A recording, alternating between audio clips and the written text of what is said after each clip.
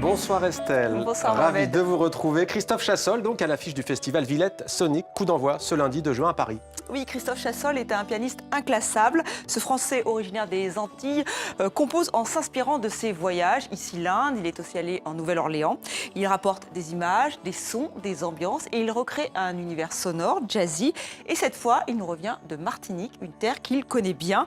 Big Sun, c'est le titre de son projet, donc Grand Soleil, transpire la biguine, musique guadeloupéenne, musique qui a eu du mal à survivre à l'hégémonie du zouk. C'est vrai que c'est un peu la musique emblématique des Antilles. Alors Christophe Chassol présente en avant-première ce soir ce projet. C'est donc au festival Villette Sonic. Tout de suite, un petit avant-goût.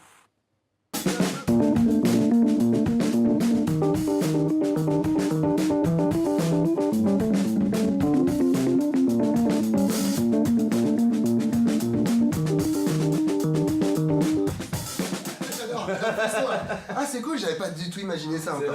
Ah ouais, c'est cool. Voilà. Donc si vous êtes séduit, Mohamed, je le sens, bah écoutez, je suis désolée pour vous, mais il n'y a plus de place, tellement il séduit. Mon autre coup de cœur s'appelle Juana Molina. Cette Argentine, c'est un peu la Björk d'Amérique latine. Son parcours est assez étonnant. C'est la fille d'un grand danseur de tango. Elle a été comédienne dans des comédies. Et puis, elle s'est lancée dans la musique. Et je trouve que son univers est assez fascinant. Écoutez.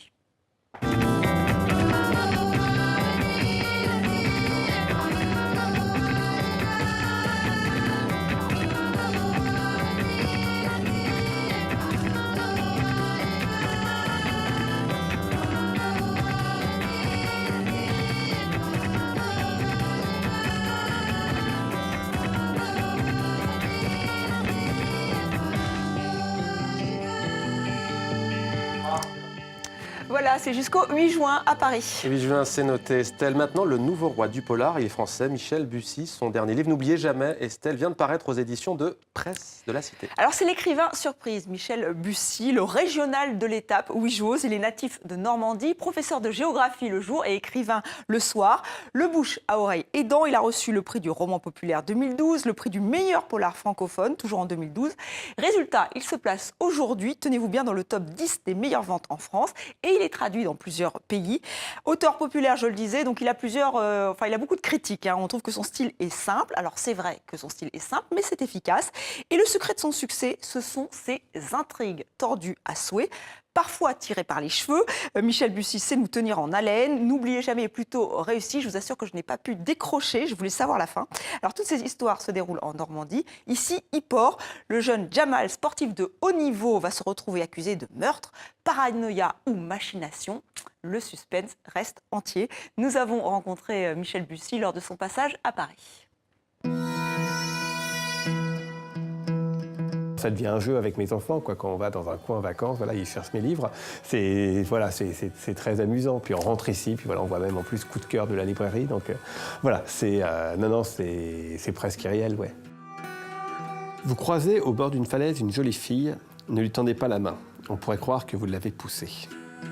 C'est vrai que j'aime bien la dimension ludique, la dimension manipulation du lecteur, même si ce n'est pas forcément un but en soi.